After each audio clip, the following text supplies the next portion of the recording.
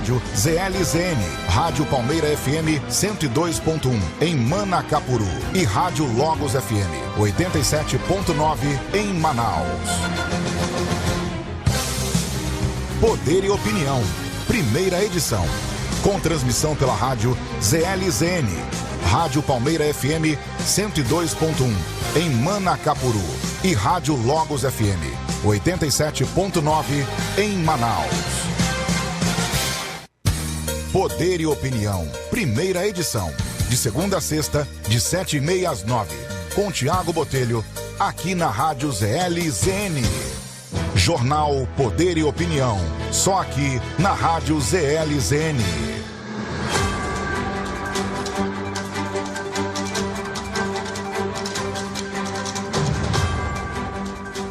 Olá, muito bom dia para você que sintoniza na Rádio ZLZN, a primeira rádio profissional da internet do Amazonas, a rádio do site imediato. Agora em Manaus são 7h11, já está no ar o Poder e Opinião desta quinta-feira, dia 20 de abril de 2023. Estamos em conexão nesse momento com a Rádio Logos FM 87.9 para você que está na zona centro-sul de Manaus. Muito obrigado a você que já nos acompanha pela internet, Facebook, Instagram e também no YouTube. E você que sintoniza o seu rádio aí no 87.9 para nos acompanhar. Estamos aqui de segunda a sexta, das 7 às 9 da manhã, trazendo muita informação e análise política para você começar o seu dia muito bem informado aqui conosco. Hoje comigo, Tiago Botelho, professor Ademir Ramos já está comigo aqui nos estúdios da ZLZN e o Brian Douzani daqui a pouquinho também chega aqui com a gente para iniciarmos os nossos debates desta quinta-feira. Eu lembro que você pode aí acessar o Instagram e também o YouTube do site O Poder. Clica lá no YouTube, coloca lá no sininho, assina o nosso canal lá para você receber todas as nossas informações e o nosso conteúdo, que todo dia a gente alimenta lá o YouTube do site O Poder. Então, vá lá, ative o sininho e receba as nossas notificações. 7h12, vamos saber agora quais são os destaques da edição de hoje do Poder e Opinião. Poder e Opinião, credibilidade, você encontra aqui.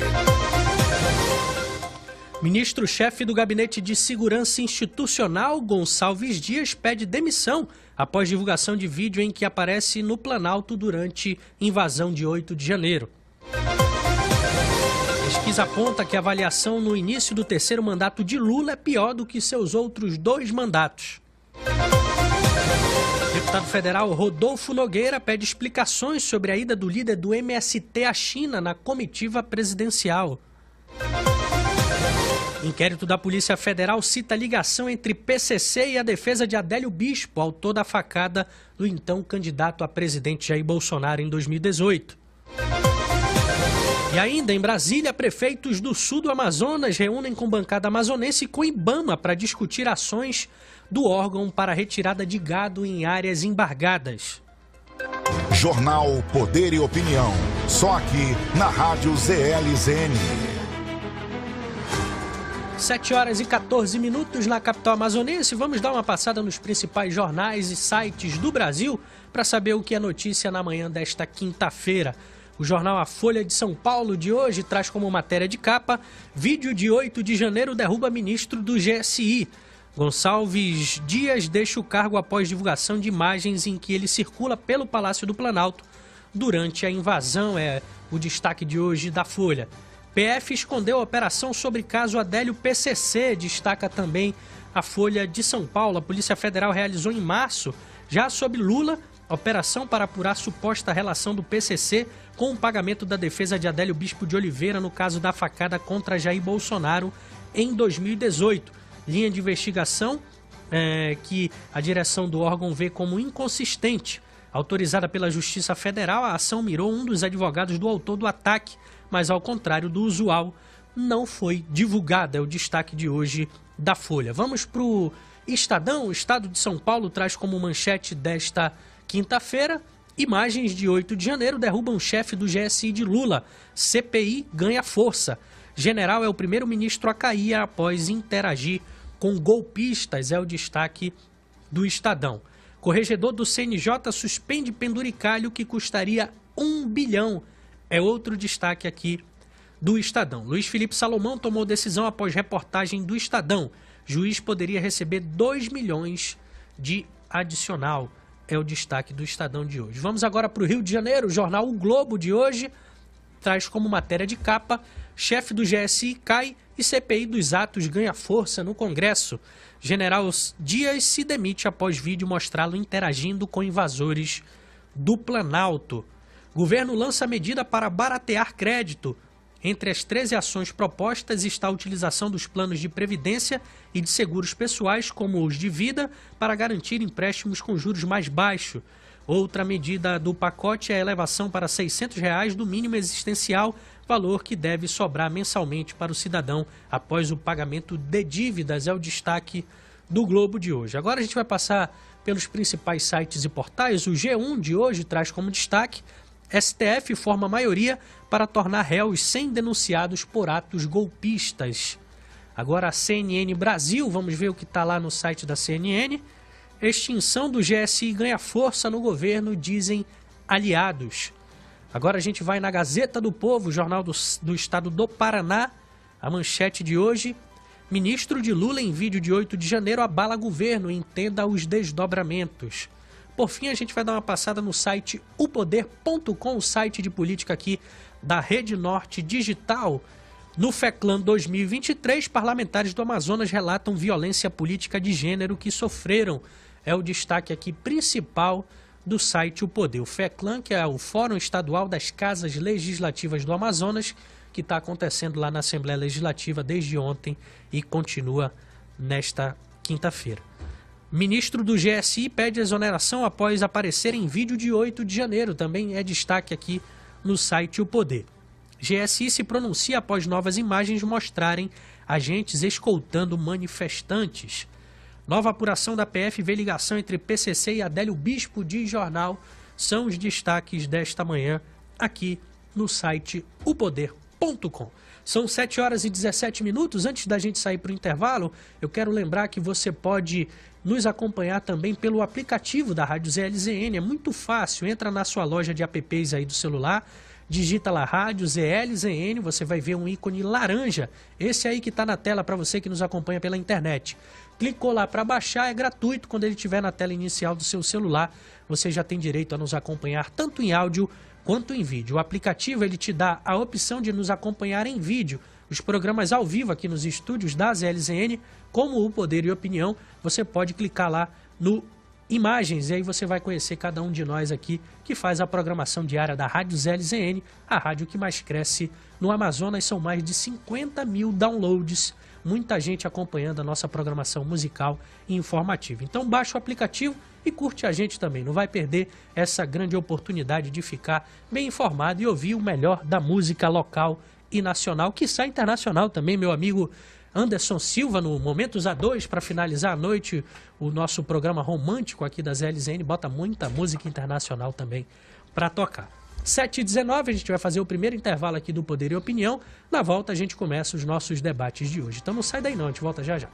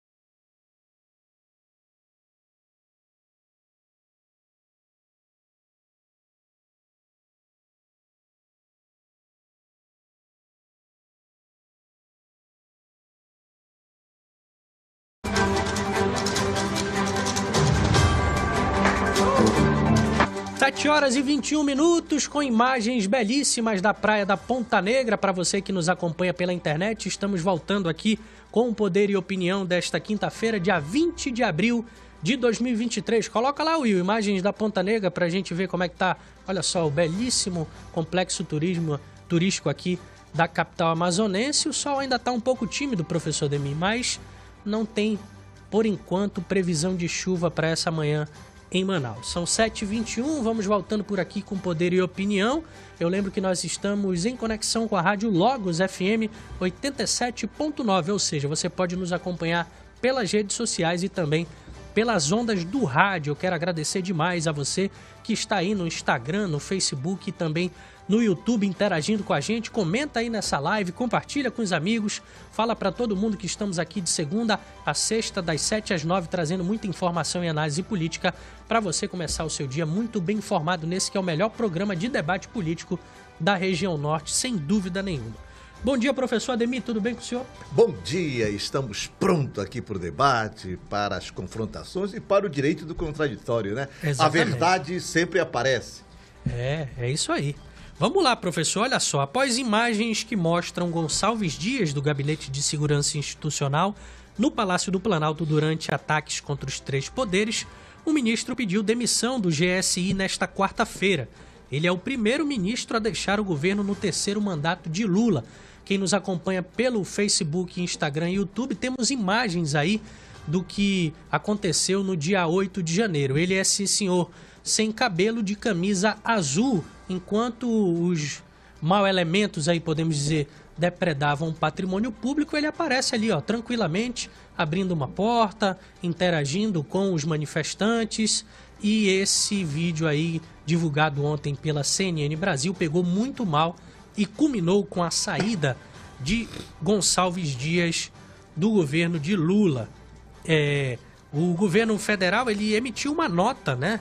E ele disse assim: a violência terrorista que se instalou no dia 8 de janeiro contra os 3 poderes alcançou um governo recém-possado, portanto, com muitas equipes ainda remanescentes da gestão anterior, inclusive no Gabinete de Segurança Institucional, que foram afastados nos dias subsequentes ao episódio. As imagens do dia 8 de janeiro estão em poder da Polícia Federal, que tem desde então investigado e realizado prisões de acordo com ordens judiciais. No dia 17 de fevereiro, a Polícia Federal pediu autorização para investigar militares e, a partir do dia 27, com autorização do Supremo Tribunal Federal, tem realizado tais investigações, inclusive com a realização de prisões. Dessa forma, todos os militares envolvidos no dia 8 de janeiro já estão sendo identificados e investigados no âmbito do referido inquérito. Já foram ouvidos 81 militares, inclusive do GSI. O governo tem tomado todas as medidas que lhe cabem na investigação do episódio e reafirma que todos os envolvidos em atos criminosos do dia 8 de janeiro, civis ou militares, estão sendo identificados pela Polícia Federal e apresentados ao Ministério Público e ao Poder Judiciário. A orientação do governo permanece a mesma. Não haverá impunidade para os envolvidos nos atos criminosos de 8 de janeiro. Professor Ademir Ramos, começo com o senhor. Essa foi a notícia que abalou o governo federal ontem. Como é que o senhor avalia tudo isso?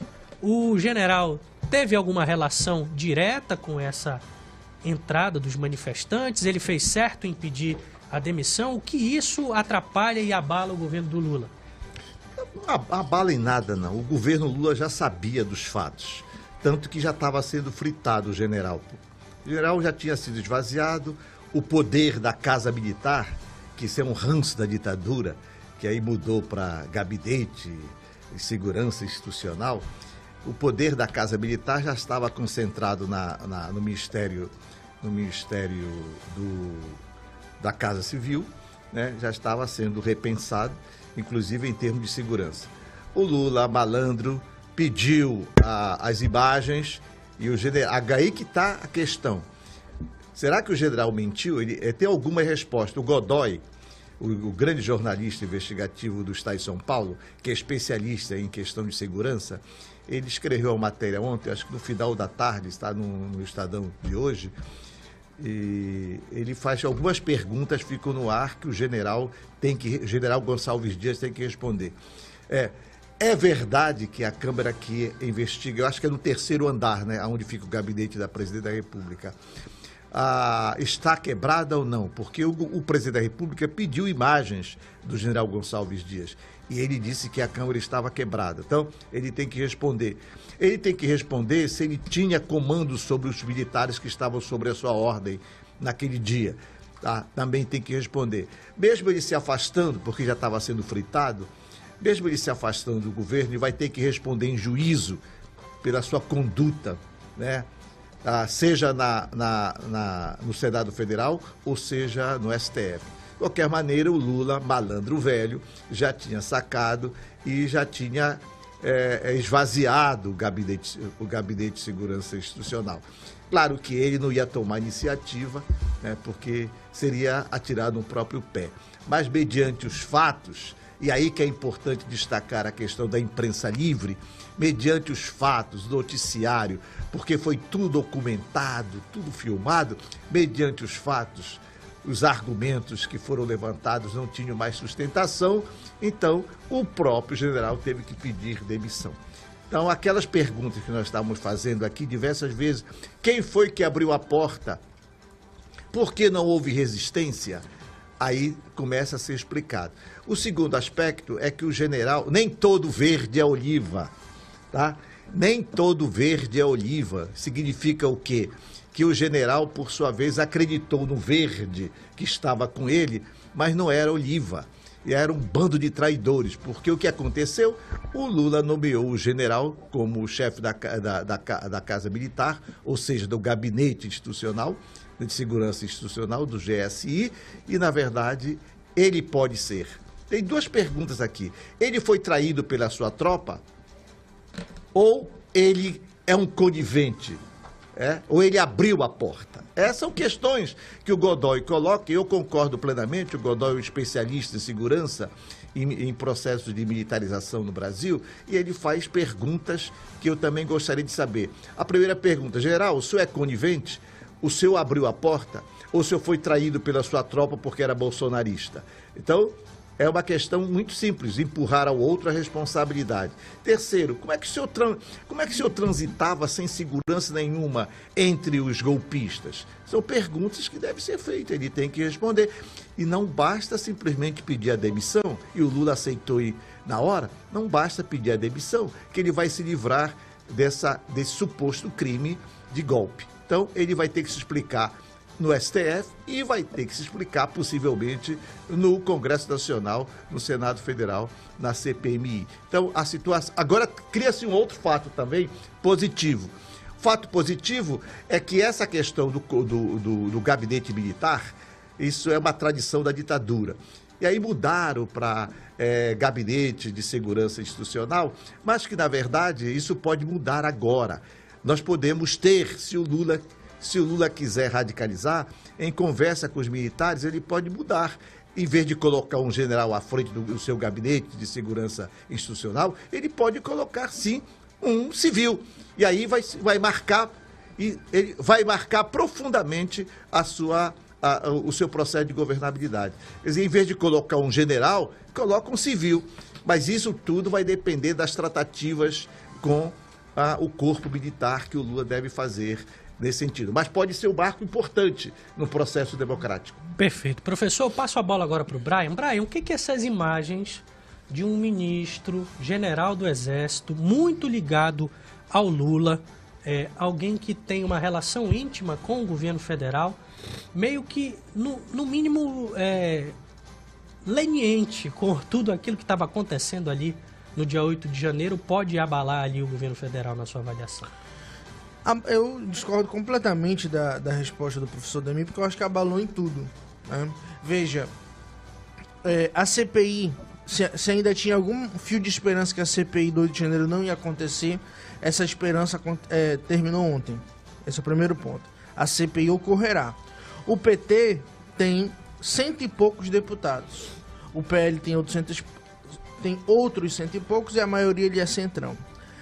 Segundo fontes de Brasília, ontem eu assisti a apuração inteira quase do pessoal ali, dos bons jornalistas da CNN, a base do PT a própria base do partido ela é completamente desestruturada. Não tem alinhamento, não estão conseguindo fazer nada ali. E aí com a CPI atrasa todas as pautas, e isso eu estou pegando a tradição do Congresso Nacional, atrasa todas as pautas, tira a atenção de todas as pautas das reformas, principalmente.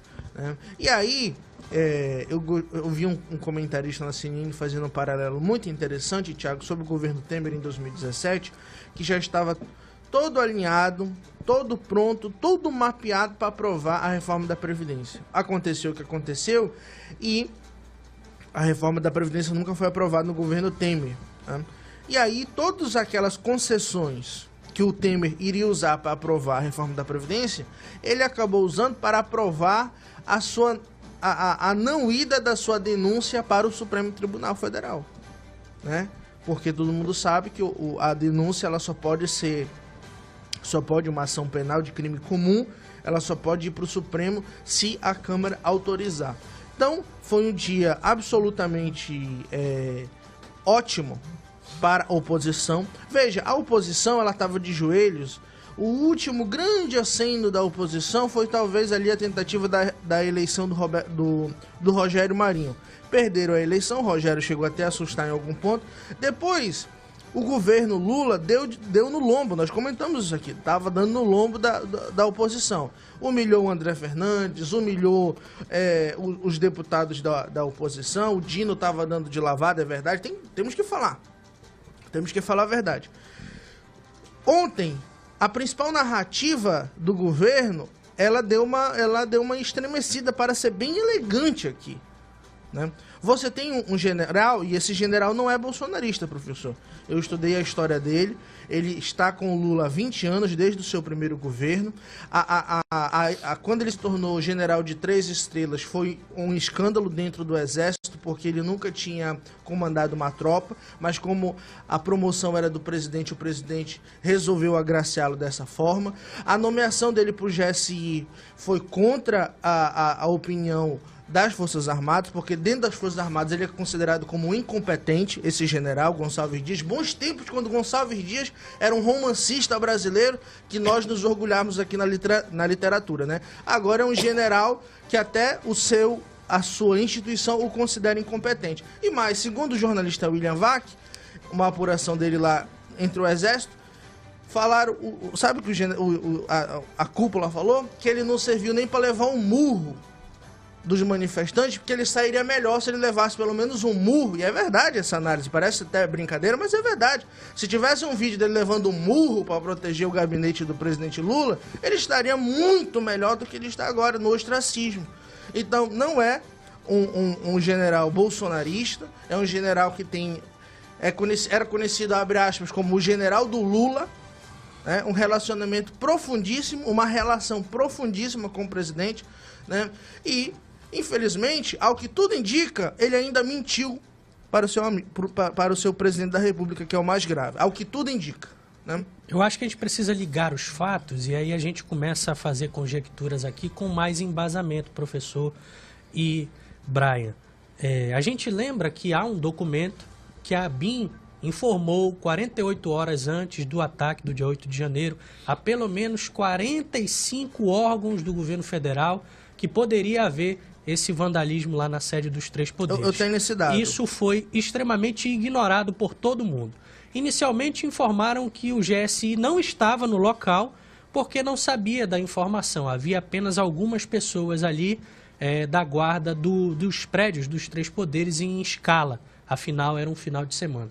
E aí vem essas imagens do ministro participando ali do evento de uma maneira passiva, né? Ele não foi ativo ali. E não é só o ministro, Brian, professor. A gente tem imagens de homens do GSI saindo do local enquanto os invasores entravam. Ou seja, eles não foram para o confronto para defender ali o patrimônio público. Então, a gente começa a analisar esse fato e, obviamente, a gente vai lembrar da pressão que o governo federal faz para que parlamentares retirem a assinatura da Comissão Parlamentar Mista de Inquérito. O motivo do qual leva o presidente e os seus assessores a não querer uma CPMI explica um pouco com esses vídeos aí do ministro participando. Porque a pergunta que fica, Brian, professor, é: se a CNN não tivesse divulgado as imagens, o ministro continuaria no cargo, mesmo que todos soubessem que ele foi incompetente e leniente aí com as ações? Ficaria. Então, permite, eu posso começar, professor? Veja, eu peguei aqui o dado, foram 8 informes da ABIN nas últimas 72 horas para todos os ministérios, isso antes do dia 8.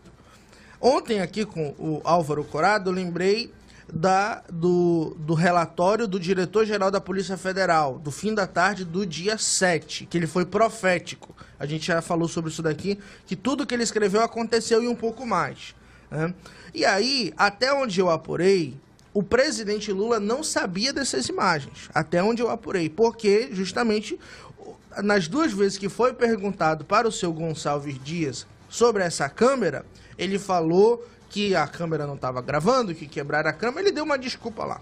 Então, até onde eu sei, até o presidente foi pego de surpresa. Até o presidente. Agora, isso, e aí eu volto a citar a importância da CPI, é só uma peça, Thiago, das várias coisas que o governo ainda não explicou. É por isso que eu estou falando, foi terrível para o governo, porque ele deixa de ser o autor da narrativa para entrar no circo e vai ter que se explicar. O seu Dino vai ter que ir no Congresso, agora sem as gracinhas dele, explicar por que o que ele fez com o relatório da PF e aí ele falou que não, o da ABIN ele nem chegou a ler porque o pessoal mandava pelo WhatsApp. Essa é a desculpa do ministro da Justiça.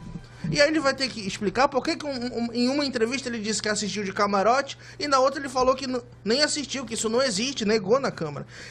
É uma série de incongruências, mas o resumo da ópera, que eu quero ouvir o professor, é que o governo deixou de ser aquele que ataca a pedra para ser a vidraça. Ele vai ter que explicar uma série de coisas e não há garantias até agora que ele sequer terá o controle nessa CPI. Os petistas estão com medo na Câmara. Não terão, ao que parece, não terão. Vai depender muito da figura do nosso querido Arthur Lira. E vão gastar uma bunfunfa para ter essa maioria. Parlamentar, o Lira vai cobrar muito. Professor. O que eu vejo é o seguinte, a questão do discurso do ódio, a questão bolsonarista, de imputar ao governo Lula a responsabilidade como se o Lula tivesse dado um tiro no pé. Esse discurso é rococó. Como se o governo Lula tivesse tramado um golpe, né, contra ele mesmo, como fez o Getúlio, né, como tivesse tramado um golpe para ele se dar bem, para ele sair se afirmando como um democrata. Pensar nisso é muita maldade, né? É muita crueldade. Que tem congruência, concordo plenamente. Por exemplo, agora que eu estou entendendo o cenário, por que o Dino recuou? Porque ele já sabia do comprometimento do general. Já sabia do general. E o Lula, por sua vez, também já sabia do comprometimento do general e a sua tropa. Tem várias hipóteses. A primeira hipótese, o general é conivente com o golpe? Não sabemos, vamos ter que ouvi-lo. E ele vai ter que depor. Segundo, ele foi traído pela sua tropa? Nós temos testemunho seguinte. Eu me lembro de um fato aqui no Getúlio Vargas, quando o Getúlio Vargas era aqui em Manaus, quando o Getúlio Vargas era um pronto-socorro da cidade, que um delegado prendeu determinado bandido e a sua tropa resolveu invadir o Getúlio Vargas para matar o cara dentro do hospital. E aí, o delegado ficou como refém na mão da sua própria tropa. Eu pergunto, ele ficou refém da sua tropa? A sua tropa puxou o tapete do general? Quer dizer, tudo isso. E o Lula entendeu a mensagem e esvaziou o gabinete de segurança institucional.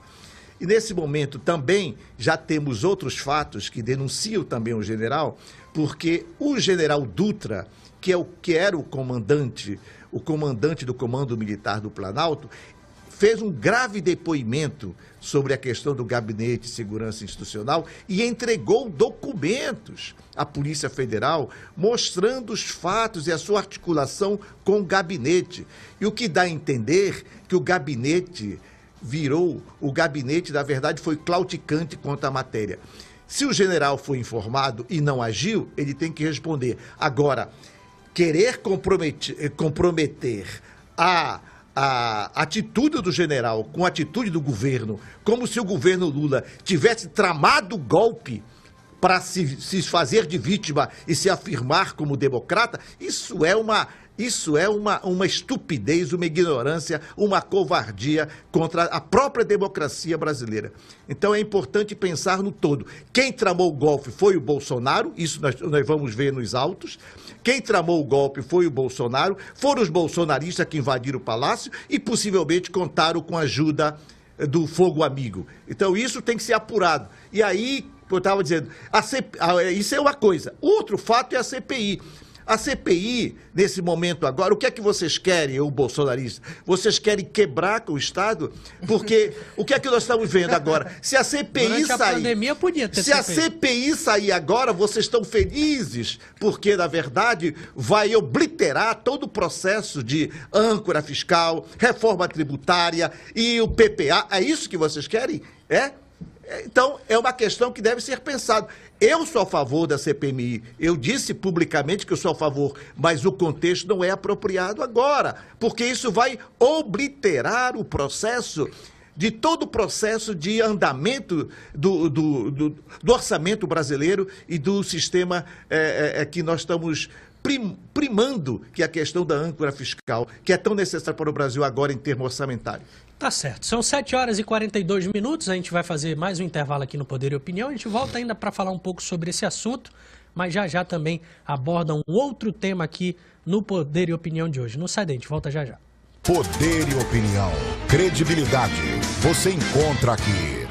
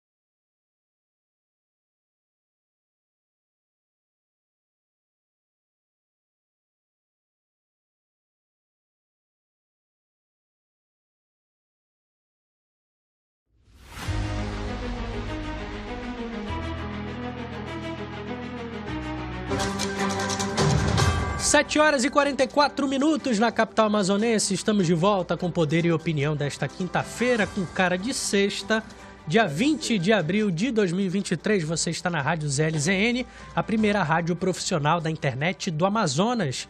A rádio do site imediato. Estamos em conexão com a Rádio Logos FM 87.9. Para você que está aqui na Zona Centro-Sul, Eldorado, Parque 10, Praça 14, Morada do Sol, Adrianópolis, Aleixo, São Francisco, enfim, todos os bairros da Zona Centro-Sul e adjacências, você pode sintonizar a sua rádio aí na 87.9 e nos acompanhar aqui de segunda a sexta, das 7 às 9 da manhã, no nosso Café Filosófico, para que você possa começar o seu dia muito bem informado aqui comigo, professor Ademir Ramos e Brian Douzani. Vamos voltando aqui, meus amigos, para os nossos debates. Brian, você quer falar alguma coisa ainda sobre o bloco anterior, quando a gente estava falando sobre a participação do ministro, agora ex-ministro, Gonçalves Dias, no dia dos atos de 8 de janeiro? Sim. Sim. Eu gostaria Professor, de é suspeita? Não era ele lá, não? Não, suspeição, né? Até agora não temos nenhum julgamento sobre a matéria. Tá bom. Suspeição. Jornalisticamente, sim, suspeição. certo. Eu espero, inclusive, Brian, desculpa te interromper, perfeito. que o Supremo tenha a mesma veemência que eu teve estou... com o ex-ministro Anderson Torres, Isso. que está preso E e estava nos Estados Unidos. Eu espero Nem na cena da PGR, professor, em 3 dias, pelo menos um pedido de prisão do Gonçalves Dias, né? Já que o Anderson pode apodrecer lá, o Ibanez, que foi um governador reeleito que a democracia o escolheu, pode ficar não sei quantos dias sem o seu mandato dado pelo povo, e o Gonçalves Dias aí passeando pelos corredores do Palácio do Planalto. Veja, primeira coisa, o governo está em crise, essa que é a realidade. O governo está em crise, sim. Que governo, nos seus primeiros 4 meses, vai ter que enfrentar uma CPI? 2, porque provavelmente o Lira vai abrir a do MST. A do MST está na fila. Que governo que vai enfrentar no seu primeiro semestre, historicamente, professor, 2 CPIs? Não existe isso. Entendeu? Então, e aí eu acho muito engraçado é o seguinte, né? Esse negócio, essa minha frase eu acho muito engraçada é o seguinte, vai virar bordão aqui nesse programa. Quando um ministro do Bolsonaro fazia besteira, aí era tudo na conta do Bolsonaro. Aí não, Bolsonaro, que é isso? Bolsonaro é o seu governo, é aquela coisa e botava no lombo do Bolsonaro e tudo era no lombo do Bolsonaro.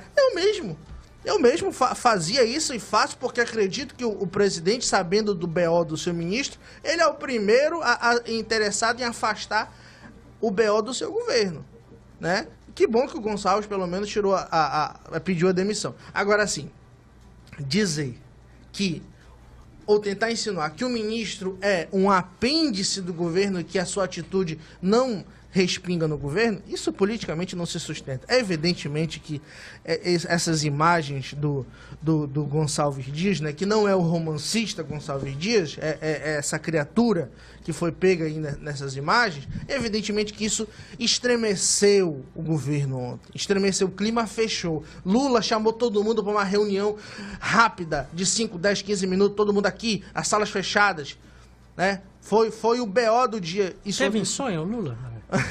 É difícil, né? É difícil.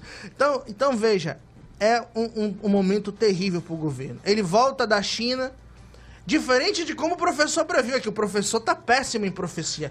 Tudo ia se alinhar. O barco tá quebrando, o Titanic tá afundando depois dessa viagem na China. Falou não sei quantas bobagens, foi admoestado pela União Europeia, pelo porta-voz da Casa Branca. Agora o seu problema é interno também. Vai enfrentar 2 CPMI. E aí eu gostaria só de fazer um último comentário desse governo Lula 3. Ontem eu vi um comentário muito interessante de um jornalista antigo, dizendo que sente falta do Márcio Tomás Bastos. Do Márcio Tomás Bastos, exatamente. Doutor Márcio Tomás Bastos. Por quê? Porque antes nós tínhamos o Márcio Tomás Bastos, antes nós tínhamos o Palocci, antes nós tínhamos o Dirceu, e agora nós temos o Dino. É completamente diferente. Na minha visão, o professor deve achar o Dino o máximo. Mas é diferente, é um outro momento. O governo não tem grandes expoentes intelectuais, não tem no sentido político. O Silvio Almeida é intelectual, mas não é um político, né? É disso que eu estou falando. Então, o governo está mal. É necessário assumir isso. O governo está desesperado. Professor Ademir. Os bolsonaristas estão pulando de alegria quando o Brian é bolsonarista? Quando vê, na verdade, uma situação dessa. Primeiro, é preciso pensar o governo como um todo. O governo como um todo se contrapõe àquela visão autoritária, àquela visão beletrista, do golpista do governo Bolsonaro. Então esse é o governo Lula, é o governo da maioria, é o governo que o Brasil elegeu. Todo governo tem problema. Lula voltou da China, está realinhando o seu governo. 100 dias, 109 dias, 110 dias hoje realinhando. A situação do general ficou insustentável. Primeiro, pelo valor da imprensa livre. Eu acho que isso que é importante. Isso sim, parabéns a como CNN. dizia o velho Marx cantava loas dizendo que uma nação se qualifica pela sua imprensa livre. É exatamente isso. E por isso nós temos que brigar por uma imprensa livre, por isso nós estamos aqui a debater as divergências. Segundo, é preciso deixar bem claro. A CPI-MI é necessário? É necessário, sim. E isso vai obliterar o governo? É possível que sim. Mas, por outro lado, o que está acontecendo é que, na verdade, o Lula não conseguiu ainda se realinhar com o Congresso Nacional. Isso é verdade? É verdade. Sobretudo, tem um outro fato ainda. Os senhores empresários de bingos, empresários de jogos, estão pressionando agora a Casa Baixa lá, a Câmara Federal, no sentido de o governo não taxar os jogos eletrônicos da televisão e mandar isso em forma de projeto de lei, etc. Eles estão tentando tumultuar o governo. Por outro lado, isso é o papel da oposição. Nós estamos num processo democrático. O que nós estamos vendo, aí eu concordo com você, Marai, está faltando competência e habilidade do governo no tratamento da matéria. Quer dizer, a crise que tu falas é pela ausência de habilidade e competência dos atores. Lógico. O que nós estamos percebendo? Cadê a liderança do governo que deveria atuar? Cadê o PT como núcleo pensante do Lula? Cadê? Então, isso é importante pensar nesse momento agora. Estamos com problema? Todo governo tem problema. É a questão de governabilidade. A governabilidade se faz com o quê? Com o povo na rua, com o povo participando, com o cidadão manifestando-se, com o Congresso atuando, mas de qualquer maneira, se o Congresso jogar contra, nós temos que trabalhar essa contradição. Isso faz parte do Estado de Direito. Agora, por outro lado também, querer saquear o governo e explorar o governo em seu bel prazer, isso vai dar repercussão na frente parlamentar, nas articulações e no partido também. Então, o governo Lula continua forte e as articulações estão sendo feitas. Crise está o capitalismo que está afundando a América Latina. Sabe quem que está feliz? O Lula está ótimo. Sabe quem que está feliz? Quem está feliz, Ninguém pode estar feliz. Arthur Lira. Esse dormiu bem. Porque... Dormiu pensando... Explique por que ele está feliz. Explique. Claro. Desde que o Supremo declarou a emenda do relator, o tal do orçamento secreto inconstitucional, nós debatemos aqui inúmeras vezes, nós e o Brasil, o declínio de poder do Lira. Sim. Lira perdendo poder. Agora, a CPI é inevitável. Né? A CPI é inevitável. E a única forma de controlar é quem é que negocia para saber quem que cada partido vai indicar nessa CPI, essa distribuição. São os presidentes das casas. Então, a análise que o Brasil está fazendo é o seguinte: o Lira cobrará muito. Essa é a análise que os principais analistas políticos estão fazendo pelo Brasil. Ou seja, o Lira está felicíssimo. E isso é um problema gigantesco. Volto a citar o exemplo do Temer, para o governo Lula, que até aqui estava querendo aprovar uma série de reformas, PECs, medidas provisórias, etc. Ele vai ter que pegar toda aquela gordura, no dito popular, que ele iria queimar com o Congresso para aprovar essas pautas, para estar se livrando de CPMI. Você vê como o negócio é trágico para o governo? Sim. O negócio é trágico para o governo. E o Lira está maravilhado. Deve estar de roupão a essa hora, né? Em Brasília vai dar 9 horas agora, tomando um cafezão lá naquela mansão que nós pagamos, né? Jornal aberto, lendo. Vamos pensar estrategicamente. Lendo o trágico dia. Vamos pensar estrategicamente. Agora, professor... Não, vamos pensar estrategicamente aqui. Por exemplo, o Lula vai para o confronto com o Lira? Não vai. Ele não é maluco. Não, isso que nós estamos vendo aqui. Vamos pensar aqui estrategicamente. Claro. O governo não vai para o confronto com o Senado e nem tampouco com a Casa Baixa, lá com a Câmara Baixa. Não vai. Não vai. O que é que ele vai fazer? Ele tem uma terceira via, que vocês não pensaram aqui. A terceira via... O Lula ou o Lira? Não, o Lula. Sim. O Lula tem uma terceira via, quero lhe que é o ouvir. Movimento Popular, que já fez no passado. O que nós estávamos falando aqui nesse governo, nesse tabuleiro do Lula, é o seguinte, que o Lula estava priorizando muito mais a sua imagem internacional e minimizando a questão das forças populares. Entendeu? Então, o que é que o Lula não vai para o confronto com Lira, mas ele pode sair por uma terceira via, que são os movimentos populares. e fazer... Mas fazer um chamado? Fazer esse chamado e começar a pressionar... Não, isso o Lula já usou, não é o Bolsonaro. Não, sim, eu só tô... O Lula usou isso. Não, é que eu sou mais... Então o Bolsonaro aprendeu, o Bolsonaro aprendeu com o Lula. Tá, entendi agora. A pergunta o Lula ainda tem esse poder de mobilização? É isso que pode colocar, em teste. Eu ontem reuni com os sindicatos estão mobilizados. Ontem eu reuni com os sindicatos e os sindicatos estão se mobilizando contra impeachment. Achei até assustado isso. Contra impeachment. Os sindicatos estão se mobilizando contra impeachment. Então, tem que pensar o tabuleiro. Talvez eles estejam mais na frente que o senhor, professor. Não, tem que pensar o tabuleiro. Sim. Você tem um confronto com o Congresso, que não vai haver, e você pode correr por uma terceira via, que são os movimentos populares. A Dilma tentou e não deu certo. Não deu. O Lula fez e deu certo. E por isso que o Lula alimenta e retroalimenta o Bolsa Família. Sim. Então tem uma força política... E está trabalhando para voltar a cobrança do imposto. E tem uma força política... Não, e vai garantir... Tá aí, vamos lá. Então muda... Vai garantir o piso.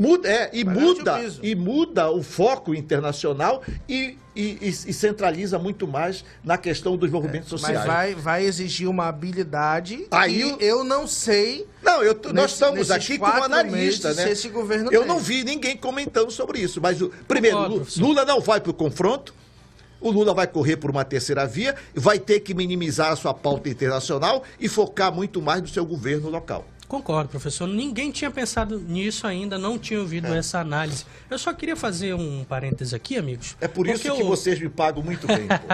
Não, é isso aí. Isso tá certo. Ele vai ter que largar essa história de Ucrânia com Rússia, com os Estados... Meu irmão, China tu tem que arrumar a tua casa primeiro, meu rei. Né? Pelo amor de Deus. Arrume seu quarto antes de querer mudar o mundo. Esse foi o título de um artigo que eu escrevi no site O Poder. Você pode, inclusive, ler sobre isso. Eu queria só fazer um parênteses aqui, porque o Brian falou sobre a lua de mel que Arthur Lira está vivendo neste momento. E eu vejo que o presidente do Senado, Rodrigo Pacheco, vive o inverso. Porque ele marcou para a última, dia 18, a instalação da CPMI em uma sessão conjunta no Congresso Nacional, Câmara e Senado, descumpriu a sua palavra com a minoria, é um instrumento da minoria, a CPI, foi extremamente atacado, podemos dizer, pela oposição, xingaram mesmo, chamaram ele de sem palavra, de presidente fraco, foi a expressão utilizada pelo autor da CPMI, o deputado federal André Fernandes. Que o governo ia conseguir... Exatamente. E eu consigo enxergar além, professor. Se a gente começar a observar as ações dos players, a gente consegue perceber muita coisa, porque política é assim. Gilmar Mendes saiu em defesa da indicação de Rodrigo Pacheco para o STF. O Rodrigo Pacheco decidiu suspender e postergar a instalação da CPMI dos atos de 8 de janeiro, recebendo críticas de tudo e de todos da oposição. Eu acho que o Rodrigo Pacheco estava sinalizando para o Lula uma vaga no STF, já que o Zanin não é um nome tão aceito por todo mundo, até pela relação muito próxima que ele tem com o presidente Lula, foi advogado pessoal dele. Só que aí veio essas imagens da CNN e quebraram todo o encanto que, na minha opinião, o Pacheco estava esquematizando aí para ser indicado ao Supremo Tribunal Federal. É constitucionalista o Pacheco, né? Exatamente. É constitucionalista. Eu acho que foi isso que aconteceu. Destruiu pouco. E não seria a primeira vez, faz muito tempo que um político... O que nós temos que chamar a atenção aqui para o nosso grande público é a relevância da política. Acho que isso que tu está chamando é importante. Chamando a atenção, a relevância da política. Isso não vai se resolver na força, isso vai se resolver nas tratativas entre governo e o Congresso Nacional e, sobretudo, com a participação popular, porque nós não podemos ficar na arquibancada, nós temos que ter uma participação efetiva nesse processo. E aí que está o poder da soberania popular e da cidadania. Vejo nesse sentido. O Lula, por sua vez, vai ter que mudar a sua bússola, vai ter que dar mais atenção ao governo brasileiro, porque, na verdade, ele foi atingido nesse momento agora. É atingido por um general de sua confiança. Então, e um general é um general. Aquilo que eu disse, nem todo verde é oliva. Então, o general, por sua vez, por mais que seja formado de escola, mas acreditou demais nos seus parceiros e foi puxar o tapete dele. E as imagens denunciam e ele coloca o general sob suspeita. Então, O Lula já tinha esvaziado o poder do gabinete de segurança institucional, já estava na Casa Civil, e a Casa Civil tem sido âncora para o governo Lula. A governabilidade está em processo, o que o governo prometeu já cumpriu, o PPA está pronto, a âncora fiscal já foi encaminhada, agora a bola está no Congresso Nacional. E qual é a nossa preocupação aqui? Que se a CPMI vai atingir diretamente o tramitar de todo esse processo. É possível que sim, é possível que não. Depende muito da presidência da casa. Então, essa é uma grande discussão que nós temos que ter, mas não podemos perder o foco da política, porque não é comprando em espécie que vamos resolver a situação, como já tivemos erros anteriores. Perfeito. Professor, antes da gente sair... voto mercantil. Antes da gente sair para o intervalo, só uma informação que eu acabo de ler aqui no estado de São Paulo, no Estadão.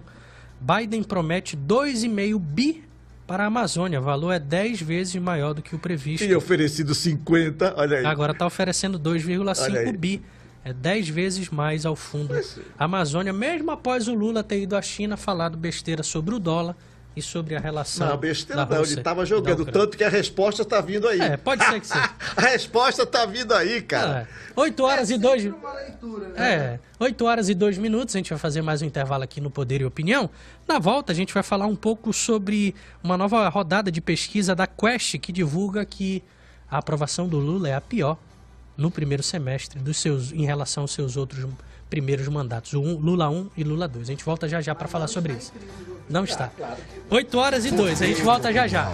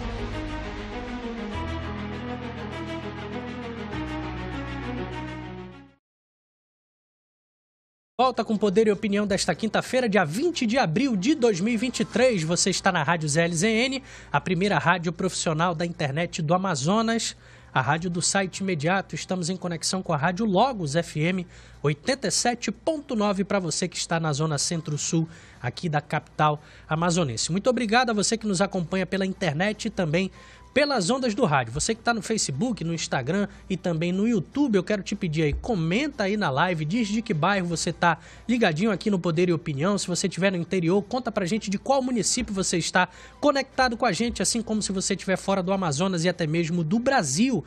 A gente quer saber até onde o sinal da ZLZN e do Poder e Opinião está chegando. Então, comenta aí na live e aproveita, compartilha ela para que os seus amigos também possam começar esta quinta-feira com cara de sexta, muito bem informados aqui conosco no nosso café filosófico de todo dia. Vamos voltando por aqui comigo, professor Ademir Ramos e Brian Douzani.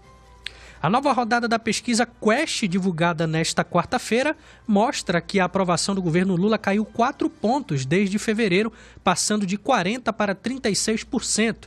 Já a taxa de desaprovação subiu de 20% para 29%.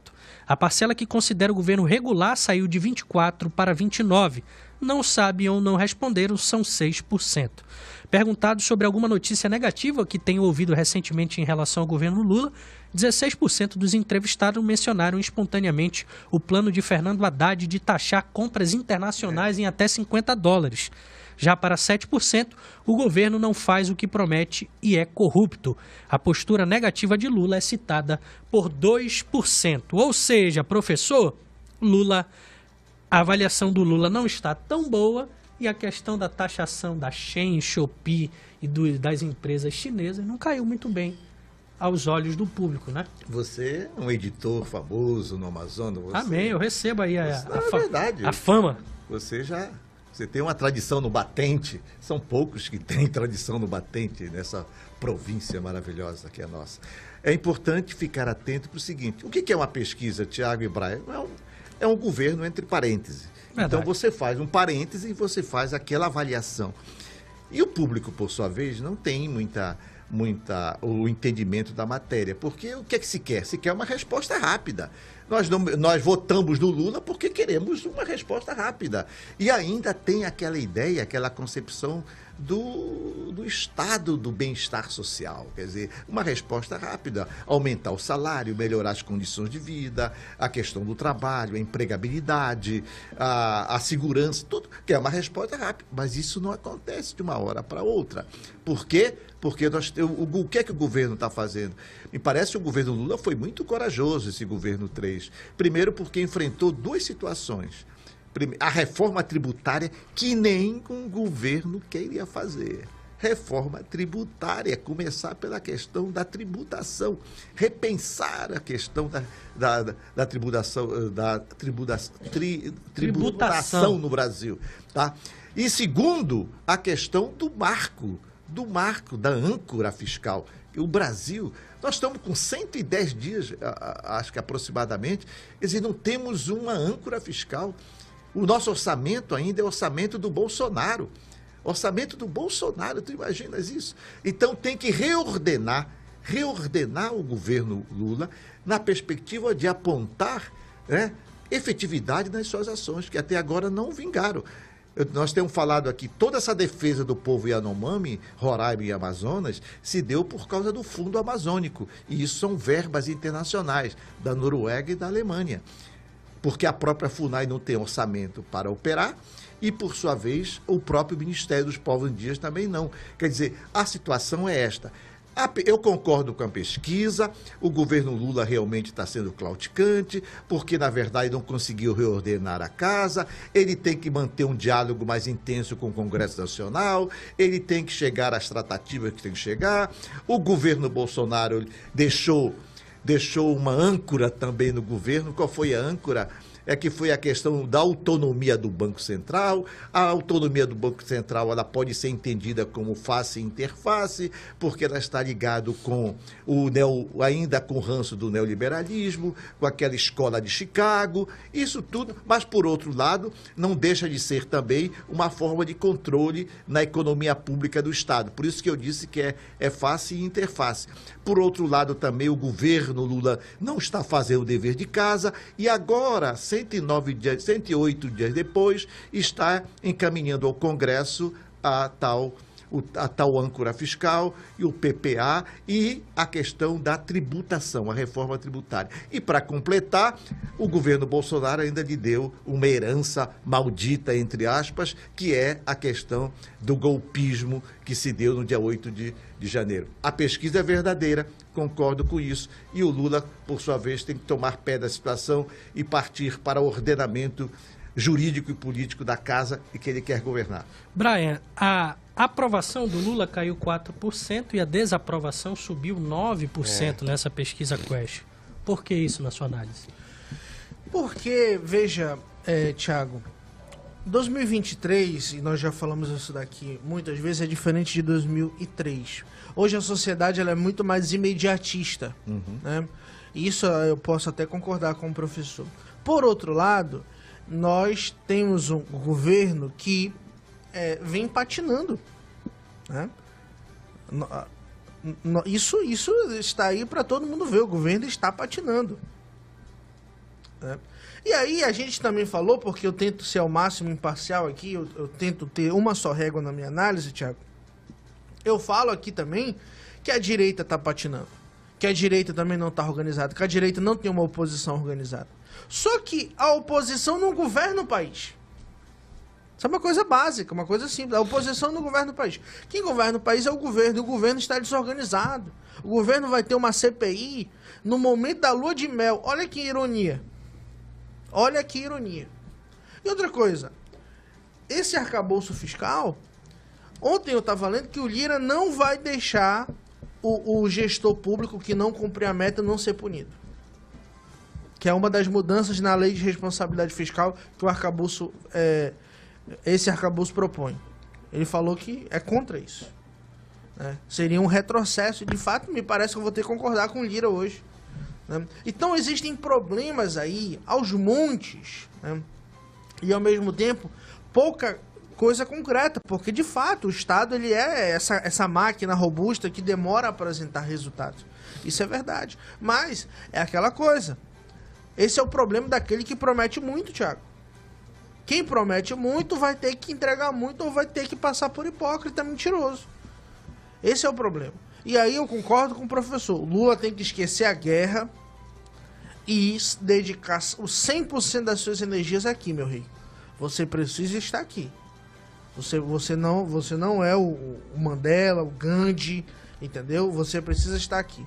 Essa é a primeira coisa. E aí eu não sei, ele pensa exatamente o oposto, parece que ele vai se mandar lá para Portugal. Foi bacana. Foi. É o avião. Vai, tá aqui. Qual é o nome daquele humorista lá? Eu Do não sei. avião. O Planalto não informou o motivo da antecipação da visita, mas a mudança de planos ocorreu em meio à crise envolvendo a queda do ministro do GSI, após um vídeo divulgado total. Então, antecipou aqui, vai-se embora.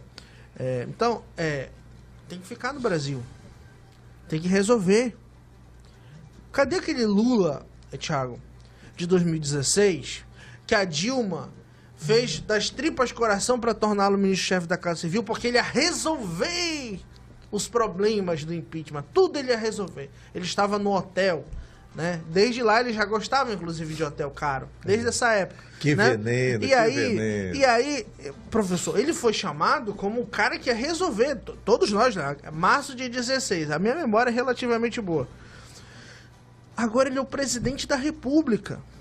Ele é o presidente da República. Não tem mais Dilma. Dilma tá do outro lado do mundo, né? Ganhando muito bem, diga-se de passagem. Cometendo ali as suas gafes de sempre, mas muito bem, muito bem. Será que a Dilma está preocupada com o governo Lula? Pois é, né? Talvez ela esteja tendo insônia, né? Mas não deve ser por conta do governo, deve ser porque o fuso mudou, né? E tal, aquela coisa toda. Então, veja, tem muito problema para resolver. Tem muito problema para resolver. O governo... E aí, professor, tem um outro problema que o Lula não pode acontecer, e o senhor falou disso aqui agora há pouco, ele não pode se desconectar da base. Ele é o cara do povão, o cara das massas. E isso é o que ele é. Se ele começar a aparecer muito com seus casaquinhos lá do lado do Joe Biden e não sei o que lá na Rússia, lá na China, aí ele vai ficar... Aí o pessoal... Querendo ser especialista de geopolítica internacional. Isso, relações internacionais. Aí o povo vai ficar olhando e ele lá naquele aviãozão. Fiu, de novo. Não, acho que a gente tem que fazer... Não, acho que... Então, acho que... Só para completar o raciocínio. Existe a lua de mel, que é o período da expectativa do povo. O povo tá lá, não. Vamos essa aprovar. expectativa continua. Isso, vamos aprovar, vamos mudar o Brasil. E tal. Todo mundo pensa isso quando inicia o governo. Quando começa a vacilar, é normal que desse público comece a vir os dissidentes. Tá? Essa é a explicação do encolhimento da aprovação. né? Porque você vê os BO acontecendo, tá? O governo sempre é a parte mais fraca, porque é o governo, a oposição é a parte mais fácil da história. Eu tenho falado isso daqui, e isso vai fazendo com que muitas pessoas vão perdendo a esperança com o tempo. Só para fechar essa parte aí, Tiago, eu vejo assim, a gente pode fazer um diagnóstico desse governo Lula. Primeiro, nós temos problemas, o Lula tem problema no gerenciamento da frente parlamentar. Com 12 partidos, mais ou menos, é isso? 10 a 12 partidos, né? O Lula ganhou a eleição mais para o centro do que para a esquerda, extremidade da esquerda. Então, e por isso que ele escolheu o Geraldo Alckmin e fez aquela articulação daquela frente parlamentar de 10, acho que são 10 partidos. De qualquer maneira, ele não consegue manter uma unidade plural. Não é uma unidade absoluta, mas tem que ter uma unidade plural. Como nós aprendemos, nós não discutimos princípios em processo de governabilidade, nós discutimos projetos. Então tem que haver uma certa unidade quanto às ações, os projetos e programas. E isso Lula não conseguiu até agora. Segundo, temos problemas, o governo Lula tem problema com a questão interna, intestina, que acontece com o general. O general Gonçalves Dias. Gonçalves Dias esteve aqui no século XIX. Ele era amigo do Dom Pedro II. Dom Pedro II era amante dos intelectuais. Gonçalves Dias agora, por favor. Aí o Gonçalves Dias estava passando o miserê do cacete, era amigo do rei e veio para cá.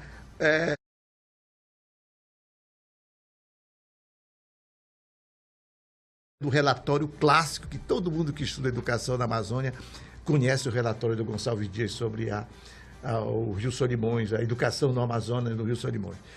Mas eu estava falando dessa questão intestina também. Nós temos problemas internos que aconteceu agora, foi com um general nomeado pelo governo. Primeiro-ministro a cair, né? Primeiro-ministro a cair. Isso é fato. Isso é fato. Então você tem que encarar isso como fato. Mas tem um dado positivo nisso. Quer dizer, aquilo, já que você está no inferno, não é possível que você durma com o diabo. É transformar o limão em limonada. E é possível que o Lula, vai depender da sua correlação com as forças militares, transforme o gabinete institucional, essa antiga casa militar da ditadura, sendo dirigido por um civil. É possível também. Tá? Isso é uma coisa positiva e vai demarcar o governo Lula e afirmar a democracia. Terceiro, não está arrumado o Congresso Nacional, porque implica com a primeira força. Já que essa frente parlamentar não está ordenada, isso não está repercutindo dentro do Congresso Nacional. Veja, por exemplo, o PDT que tem assento no governo federal, está aliado num bloco com o PP. Quer dizer, tem alguma coisa errada. Está faltando liderança. Liderança de governo, liderança de partido, e aí entra o próprio PT. E o que é que o PT está fazendo? Né? Quer dizer, são situações concretas que nós estamos vendo aqui. Situações concretas. Esse é o cenário institucional da política brasileira, da governabilidade. Então, a pesquisa reflete exatamente isso. E nós não queremos saber de porra nenhuma, nós queremos saber resposta. Nós queremos que o salário melhore, nós queremos as condições objetivas, nós queremos que o preço caia no mercado, nós queremos a questão da precarização, superar essa precarização das políticas públicas na universidade, a segurança das escolas. E olha, quis o destino que esse general, que essa cena viesse agora, no dia 20, véspera da Inconfidência. Do nada. Não quis o destino? Quis o destino. Brian, 1 minuto pra gente sair pro intervalo. Não, só um comentário rápido a respeito das eleições do ano que vem e da outra. O Haddad está numa situação terrível. É verdade. Ele vai ter que encontrar 150 bi para a conta dele bater. pra conta dele bater. A taxação das compras chinesas já caiu. E aí você vê, caiu. e pegando porrada do próprio partido dele, que deveria ser sua então, base. assim, é terrível a situação dele. do Haddad. Talvez nem se viabilize pra ser Até a candidato, direita, talvez. olha, até a direita está com dó do Haddad. Até a direita está com dó do Haddadinho.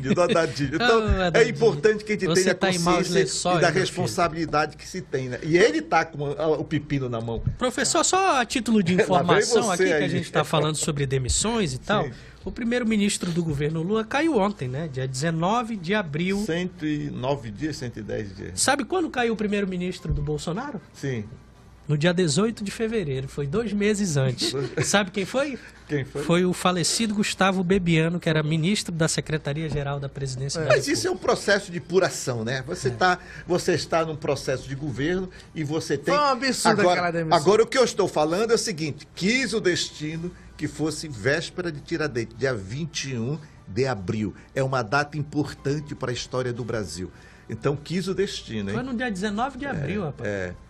19, hoje 20, vai ser Dia do consumado hoje, dia do índio, né?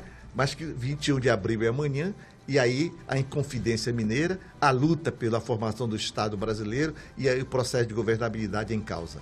Perfeito. Professor, 8h21, a gente vai fazer mais um intervalo aqui no Poder e Opinião e volta daqui a pouquinho. Não sai daí. Poder e opinião. Credibilidade. Você encontra aqui. Poder e Opinião. Primeira edição. Com transmissão pela rádio ZLZN. Rádio Palmeira FM 102.1 em Manacapuru.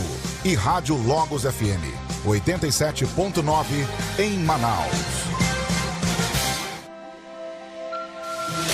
Notícias do Amazonas. CNH Social. O governo do Amazonas abriu novo período de inscrições no projeto CNH Social, destinado a pessoas de baixa renda e que oferece gratuitamente a primeira habilitação, adição ou troca. A cara do povo. Essa é a Rádio Web ZLZN, ela tem a cara do povo. Baixe agora o aplicativo da rádio, tanto no sistema Android como no sistema iOS. Música, alegria e diversão e muitos prêmios é aqui na ZLZN. Ela tem a cara do povo.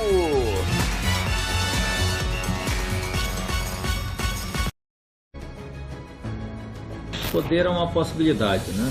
De você decidir e, portanto, influenciar a vida das pessoas. Isso é poder.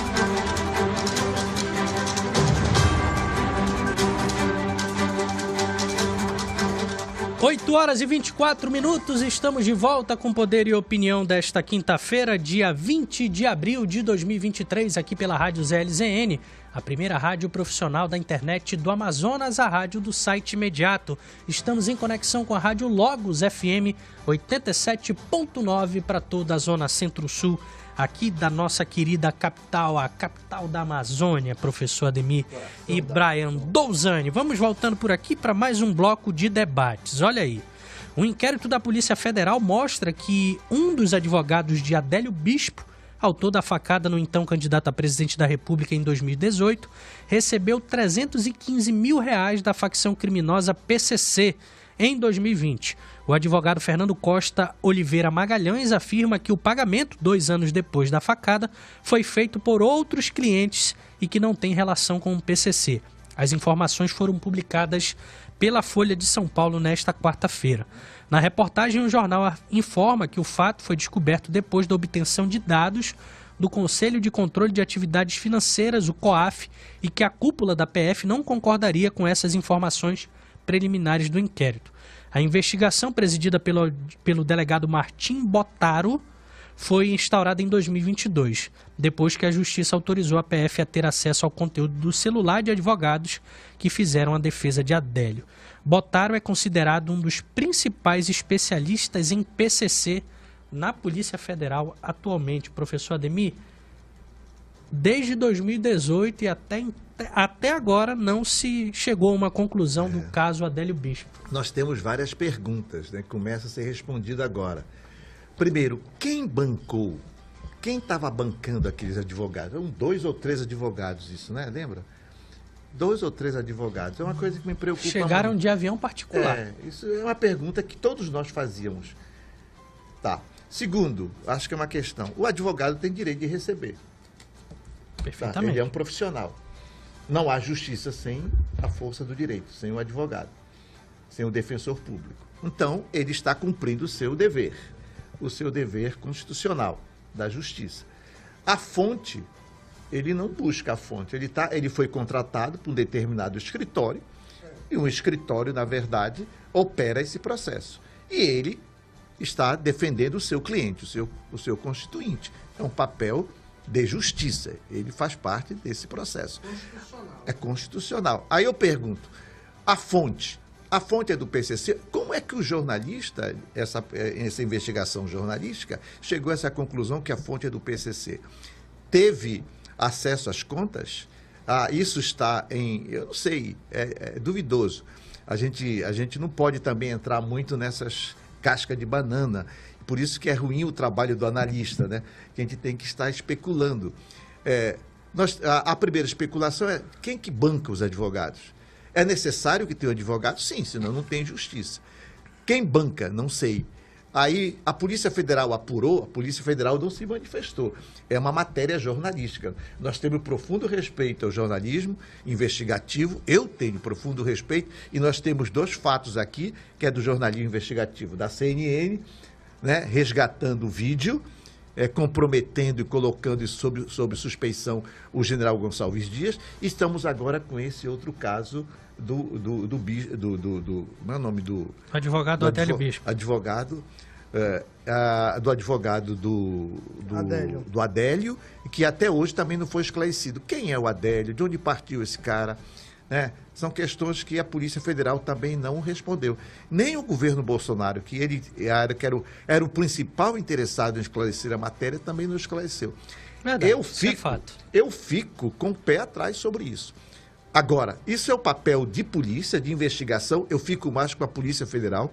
A Polícia Federal tem que investigar isso. Eu acho que tem que apurar, sim, tem que esclarecer. Tivemos casos aqui também concretos, aqui na Amazônia, por exemplo, lá agora aqui no Itaquaí, da região, com a morte do jornalista inglês. Dom Philips e o Bruno Pereira. Que diretamente vem mesmo de Belém o advogado para defender os caras acusados aqui. Quem está bancando esses caras?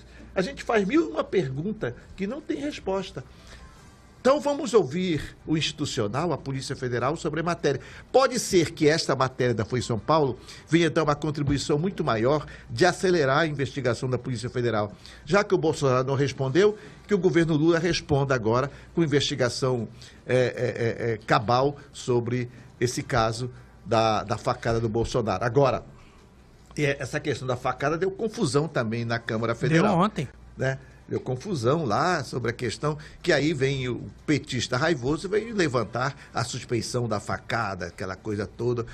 Quer dizer, tem 1001 teoria da conspiração nesse contexto. E aí partiram para a via de fato, etc, etc. Temos que esclarecer, não podemos agir pela vingança e temos que agir pela justiça. E sobre a justiça está a ser investigado, não podemos atropelar as investigações que estão em trânsito na Polícia Federal. respeito à investigação da Folha, mas ficaria com a palavra final da Polícia Federal e julgamento da Justiça Brasileira. Tá certo. Professor, a pergunta que fica, Brian, é por que a PF escondeu essa operação agora com relação ao Adélio Bispo? Toda a investigação da PF era pública. Essa foi... Pois é, né? É interessante esse caso. É muito interessante esse caso, esse link. Veja, como analistas, o professor falou muito bem, nós temos o desafio de fazer conjecturas a respeito de casos que muitas vezes nós temos conhecimento de 5%, 10% e outro 90% nós não sabemos, né? Agora sim, vejam, com certeza esse delegado, e aqui nós temos que entender o seguinte, aqui nós estamos falando de Polícia Federal, mas tem aqui no meio Ministério Público. Isso. E tem um juiz que autorizou essa operação. Então já são aqui 3 instituições diferentes. É o Poder Judiciário. Exatamente. Essa aqui é a primeira coisa, né? Porque já tem gente assim descredibilizando de pronto, sem tomar o devido conhecimento da coisa, né? A gente tem que ter muito cuidado com isso. O segundo ponto é esse link que o delegado da Polícia Federal faz, né? Por que ele criou, por que ele traçou esse nexo de causalidade entre um pagamento, e o advogado e o Adélio? É um salto isso aqui, né? É um salto isso aqui. Então, com certeza, porque nenhum juiz toma uma decisão com base no vazio, existe alguma informação que faça essa ligação. Quero crer dessa forma, né? Ou seja, houve um pagamento. Esse pagamento é oriundo de uma organização criminosa para o advogado tal. E esse pagamento específico, na verdade, não é para nenhum outro réu a não ser o Adélio Bispo. Vocês vejam? Essa aqui é a lógica da investigação. O nexo causal. Exatamente. Né? Então, eu imagino que o delegado tenha demonstrado isso, né, de maneira muito concreta. E claro, né, a gente vai ter que enfrentar a questão da inviolabilidade da advocacia. Isso é uma outra coisa, né? A questão dos pagamentos. Nós já tivemos problema disso no Brasil. O Moro, inclusive, teve muito problema. Não pode grampear escritório, quebrar não sei o que em escritório. É garantia constitucional, muitos desses itens. Então vai ter que driblar essa questão. Mas que sempre foi estranho essa situação, isso foi. Vamos lá, né, gente? Vamos lá. Ó, né? O cara comete o que cometeu, salvo engano, foi o 7 de setembro de 18. Foi em setembro de 18. Né? A eleição foi no outubro, no mês seguinte. E aí, em Juiz de Fora, a facada não é fake. Não é fake. Sim, isso aí é fato. Né? Se o Bolsonaro estivesse em um local... Foi no dia 6 de setembro. 6 de setembro, eu tava quase certeza. Se o Bolsonaro tivesse um pouco mais longe de um hospital, ele certamente teria morrido. Isso é ciência. Isso é a medicina falando. Se ele tivesse esperado 3 ou 4 minutos a mais para ser atendido, ele teria morrido.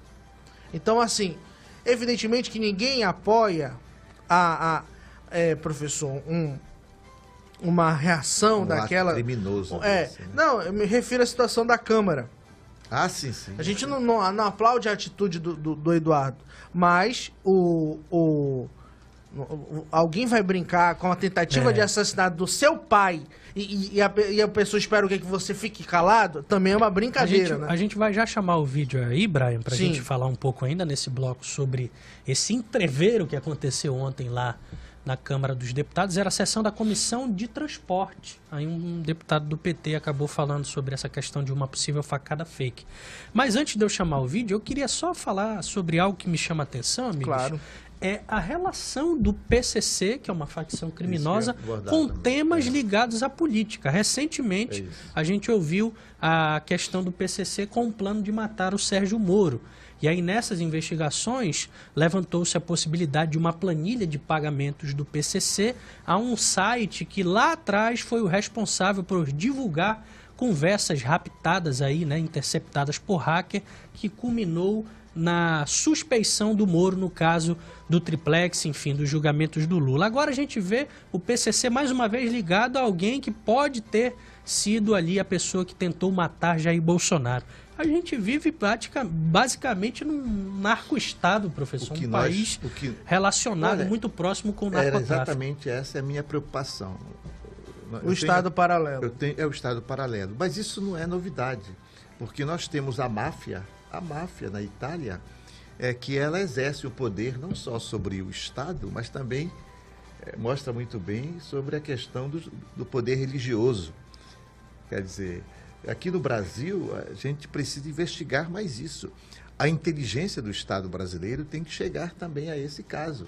Nós não podemos fazer aqui também pré-julgamento. Mas o fato é que nós estamos vendo exatamente o crime organizado, sobretudo na Amazônia, o crime organizado na Amazônia se tornando cada vez mais forte. Na ausência do Estado, o crime organizado, o Estado paralelo se fortalece. E isso vai interferir no processo de política de governo e de Estado. É isso que nós temos que ficar atento aqui.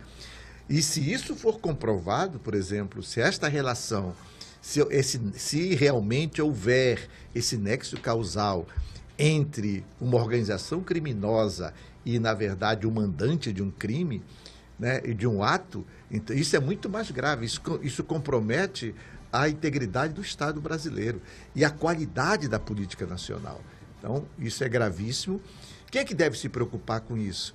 O Estado brasileiro, através da sua inteligência, os governos, a questão estadual também, porque nós estamos na Amazônia. Isso pode buscar uma correlação internacional, uma outra força. Levanta-se a hipótese de a máfia estar presente também nos morros do Rio de Janeiro, mas aí vem a teoria da conspiração. Ninguém sabe muito, de fato, o que ocorre efetivamente, mas que precisa ser investigado.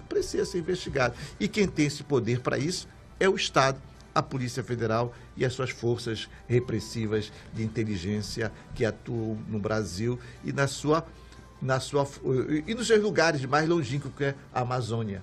Tá? Perfeito, professor. A gente está falando sobre esse episódio da facada do Bolsonaro e ontem ele foi o cerne de uma confusão na Câmara dos Deputados. A gente tem um vídeo aí, solta aí, Will, por favor. Vocês fazem?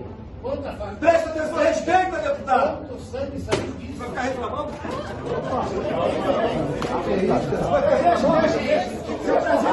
Seu presidente, vai se fuder, seu fiado! Opa! Você conseguiu! Facada é teu cu, seu fiado! Olha o decoro parlamentar mesmo que ele tá falando aqui, facada fake, não tem de sangue! Tu tá maluco? Vocês tentaram matar meu pai! Presidente, tá me tirando sério! Olha cenas, presidente, filha da puta! Tá bom não, irmão! Tá bom não! Imagina que tá na internet? Te enfia a mão na cara, perco o mandato! Perco o mandato, mas com dignidade, coisa que você não tem! Seu filho da puta! Reação do Eduardo Bolsonaro à fala do deputado Dionilson Marcon, o deputado do PT do Rio Grande do Sul, durante reunião da Comissão de Trabalho da Câmara dos Deputados. Não era de transporte, desculpa, eu errei. Comissão de Trabalho da Câmara. E foi pra cima do cara, hein, professor? Pois, pra você ver, né? A alma do deputado foi...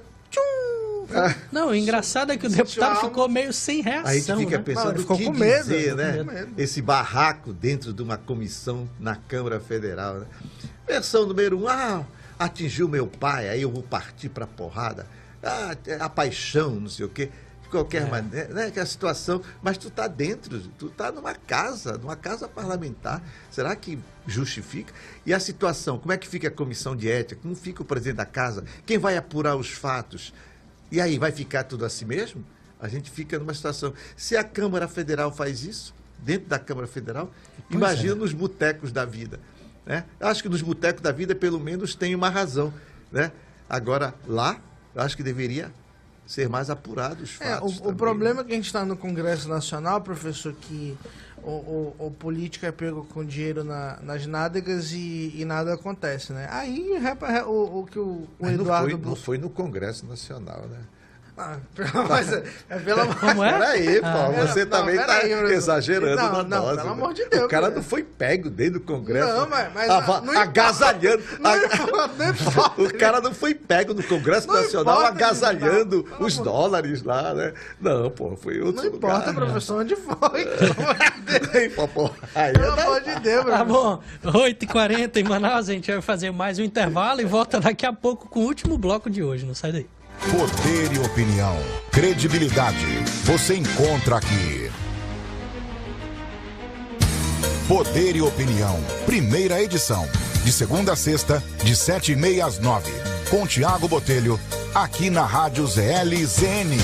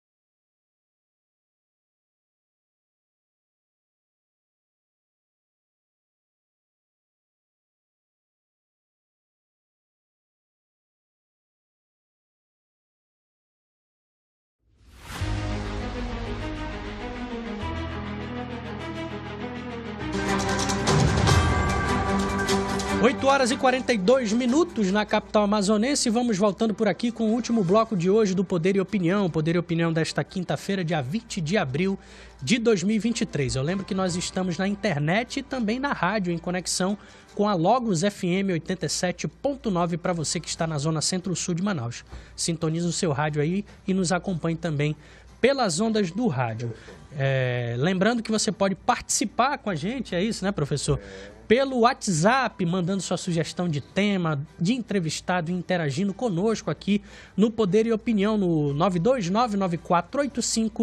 92994858526, 92994858526. Então manda sua mensagem aí, participa com a gente nesse último bloco do Poder e Opinião de hoje. Eu lembro que você pode e deve entrar no YouTube aí do site O Poder, que é O Poder Com, e ativar o sininho lá para você ser notificado de todas as publicações que a gente faz aqui no site O Poder. Tem muita coisa bacana, tem programa de entrevista, tem podcast com políticos e personalidades, tem o nosso Poder e Opinião, tem o Notas do Poder, que são notinhas sobre a política ao final do dia, que é gravado aqui no site O Poder. Então, vai lá, ativa o sininho e recebe as nossas notificações. Olha só, meus amigos, prefeitos do sul do Amazonas tiveram uma reunião na última terça-feira em Brasília com a bancada amazonense no Congresso Nacional e com o IBAMA para discutir as ações do órgão para a retirada de gado em áreas embargadas na região. Durante a reunião foi proposto um termo de ajustamento de conduta para que os produtores cumpram a lei, mas sem serem pegos de surpresa, afirmou o presidente da Associação Amazonense de Municípios, o Anderson Souza. No início do mês, o IBAMA deflagrou a Operação Retomada, com foco na apreensão de gado criado em áreas já embargadas por desmatamento ilegal na Amazônia. De acordo com o IBAMA, todos os proprietários rurais notificados descumpriram embargos, o que caracteriza novo crime ambiental. Até a semana passada, 27 pessoas receberam notificações determinando a retirada de gado dessas áreas, que totalizam 25 mil hectares. Matéria aqui do site O Poder deu conta de que mais ou menos 3 mil cabeças de gado foram apreendidas já no sul do Amazonas. Brian. Veja, é uma discussão delicadíssima, né? O professor até está bem mais por dentro do que eu, mas veja, eu como bom democrata, eu acredito na solução institucional, né? Que sim, é necessário sentar à mesa e nós encontrarmos uma solução, né? Nós já passamos do período das trevas há muito tempo, então é necessário sim chegarmos a um alinhamento, né? O gado está lá, né? E aí... Essa matéria toda, desculpa aí, sim, acho que é importante informar, começou com mais uma ação da imprensa livre, jornalisticamente. O Estadão publicou uma matéria de investigação cruzando dados entre terras da União e terras de fazendeiros, inclusive nesta região do sul do Amazonas, que envolve Humaitá, Apuí, Canutama, Lábrea, essa região, só 5 municípios me parece, essa região do sul do Amazonas. E isso mereceu um apelido na imprensa, uma manchete chamada de pirataria digital. Pirataria digital, por quê? Porque tudo começa com a questão dessa demarcação das terras de determinados fazendeiros, sim, que eles têm que fazer o registro. E esse registro estava submetido ao sistema de floresta, que era ligado ao IBAMA, e depois saiu e foi para o Ministério da Agricultura, e no governo Bolsonaro. Então, o que foi que eles fizeram? É uma estratégia de grilagem que eles estão usando. Isso é grilagem, pessoal. O que estão chamando de fazendeiro, na verdade, são piratas. O que é que eles estão fazendo? Eles estão pegando a pata do boi, o boi, e jogando, expandindo em terras da União, em terras do Estado brasileiro, alegando que são terras suas, tá? Então, isso é pirataria. E agora, por exemplo, mobiliza, porque eles têm poder de capital, mobiliza-se a força do capital, as prefeituras dos municípios, para pressionar a bancada do Amazonas. E a bancada toda se reuniu para discutir um TAC, um termo de ajuste de conduta. O que eu penso também é o seguinte, que o IBAMA cometeu também o erro de marcar uma reunião e não compareceu à reunião. Acho que é uma coisa também estúpida, não compareceu. E segundo, o IBAMA deu um prazo de 5 dias para os fazendeiros retirarem tirarem o gado das terras da União. Acho que esse TAC, na verdade, é uma propositura que a bancada do Amazonas, é uma minuta de TAC que a bancada do Amazonas está fazendo para ser negociado com o IBAMA, que vai ser negociado com o Ministério Público Federal. Porque esse é uma proposta que tem que partir do Ministério Público Federal. Agora, por outro lado, as prefeituras não podem, as prefeituras do sul do Amazonas e a bancada do Amazonas não pode se alinhar com o crime, com essa pirataria, porque é uma estratégia. Da mesma forma que eles estão fazendo em terra da União, eles também estão fazendo em terras indígenas, na região de Roraima. Então, na região de Roraima e no Amazonas, esses piratas, eles fazem via satélite, via drone, eles fazem lá a investigação, registram em nome deles e, para efeito de negociação, colocam o gado na terra da União e depois vão justificar que são suas terras. Isso Mas não seria uma apropriação, professor? É uma apropriação indébita, na verdade, porque eles estão expandindo a sua fronteira de fazenda para a terra da União e colocando a pata do gado lá. E o TAC é uma minuta de TAC, porque a bancada não tem essa força. Sim. Agora, que precisa negociar com o IBAMA, eu concordo plenamente, e eles também eles têm que ser avaliados e julgados também, porque é uma estratégia da pata do boi para se dar bem. São piratas e são piratas, devem responder pelos seus atos. Esses fazendeiros e as prefeituras se ficarem coniventes, também tem que responder. Agora eu vejo assim, como as medidas são diferentes. Nós estamos com confronto aqui na área dos Mura, os índios Mura e aquela empresa canadense que quer fazer exploração do potássio lá na região de Autazes. Está em litígio e até agora as prefeituras do entorno não se envolveram como se envolveram agora aqui, e o próprio governo do estado e a bancada federal deveria ter uma participação mais efetiva pró-indígena nesse contexto aqui, diferente do que foi agora nessa proposta dos fazendeiros lá do sul do Amazonas. Perfeito. O que me parece é que, me parece não é a realidade. Do sul do Amazonas, a potência econômica desses municípios parte dessa questão do agro. Então, é natural que a prefeitura se envolva por algo que é... Mas não pelo crime. Intimamente ligado pelo à agro, sua sim, não economia. Pelo crime. Tem que ver, né, professor? Porque o que se sabe, por exemplo, é que Apuí era uma área do INCRA que foi dada ao Estado para que se tornasse um município.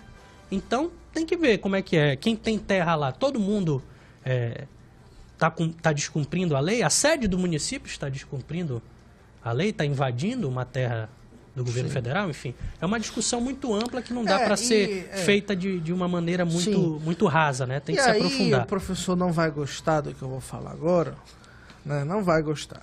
Mas é complicado. Como que essa questão de invadir terra é crime em alguns casos e em outros não, né? E aí, eu vou lhe falar uma coisa, professor. O MST talvez causaria menos problemas para a população se eles invadissem terras do Estado e não terras privadas. Eu acho que seria uma dica aí para o MST. Eu acho que tu não acha, Thiago, que seria muito menos problemático ele invadisse as terras do Estado, porque lá o Estado pode dar essas terras, né, já que esse é o modus operandi, né, do que invadir lá Suzano, por exemplo, as terras da Suzano. Então, brincadeiras à parte, é necessário nós chegarmos a um entendimento, porque, como o Thiago muito bem falou, esse é um setor que envolve sim a economia do município. Rapaz, o município, ele tem dois motores, no sul, tem dois motores econômicos, a prefeitura e o agro. Né? Nessa região é verdade. A prefeitura, em muitos municípios, é o motor da economia. E tem mais coisas assim graves, por exemplo, toda essa produção de carne bovina lá do sul do Amazonas, não fica no Amazonas, vai tudo para Rondônia. Da mesma forma que vem o tambaqui de Rondônia vem para Manaus, é consumido em Manaus, o frigorífico, os gados, os bovinos são abatidos lá em Rondônia, quer dizer, fica lá, não fica aqui. Mas, de qualquer maneira, é preciso atentar para essa pirataria. Não, sem dúvida. A pirataria e combater. E acho que nós ficamos aqui com um bom termo. O TAC é um instrumento corretivo. O TAC é um instrumento corretivo. Espero que essa minuta que a bancada tomou para si seja compreendida junto ao IBAMA e que possa conter essa voracidade da grilagem no sul do Amazonas, que é exatamente o lugar, a área mais devastada do Amazonas é o sul do Amazonas. A denúncia toda que pesa contra o Estado é exatamente no sul do Amazonas, que é a pata do boi e a voracidade dos seus proprietários fazendeiros. Perfeito. São 8 horas e 53 minutos. Hoje a gente quer falar mais alguma coisa? Eu queria terminar chamando... Por favor, ainda temos Eu só queria fazer uma brincadeira com você. Por favor, faça. Estamos mesmo na quinta. Feriado em confidência, né? Eu queria... Deixa o Brian fazer a gracinha dele. Não, aí o senhor termina na sua maestria. Hoje é sexta-feira! Hoje é quinta, eu ia perguntar se o general Gonçalves Dias, professor, não é o Silvério dos Reis, professor. Pois era exatamente isso. Ó, pessoal, era amanhã... isso que ele ia falar. Eu vou falar isso. Era exatamente isso. Tá vendo como nós estamos afinados, alinhados? Na sinergia, eu ia falar sobre o PCC, o senhor queria falar. Não, hoje a nossa pauta foi explosiva. Mas é importante que você, em respeito a você, nós estudamos a matéria. Amanhã nós celebramos o 21 de abril, é uma data importantíssima. Em 1789, nós temos aqui o quê, na verdade? Nós estamos alinhados com o processo da Revolução Francesa, nós estamos alinhados com a queda da Bastilha, nós estamos alinhados com o quê? Com a decadência da aristocracia francesa e com a emergência da burguesia. É isso? E da formação do capitalismo burguês e democracia e burguesia e república. Os ideais estão aqui ou diretamente na França ou diretamente via Portugal. Para vocês saberem que a coroa portuguesa, na verdade, queria controlar toda essa rebelião na sua colônia maior, que era o Brasil, e sobretudo Minas Gerais, que quem conhece Minas está lá, a marca do império da mineração, né, e do saque dos portugueses, do processo de colonização nesse país, o saque que eles fizeram lá, tá? E aí a gente implica o quê? Essa data é importantíssima porque isso vai repercutir na própria formação do Estado brasileiro. E aí a gente pode chegar, aquela brincadeira que eu fiz é verdadeiro, quis o destino que essa suspeição do general Gonçalves Dias fosse exatamente desse contexto.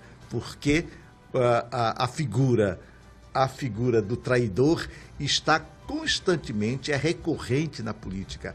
E nós não queremos Tiradentes, né? Nós queremos cada vez mais atores partícipes desse processo e o peso da cidadania e da soberania popular. E temos uma razão para celebrar tão importante amanhã, porque é pela liberdade. Liberdade, fraternidade e igualdade. E a República?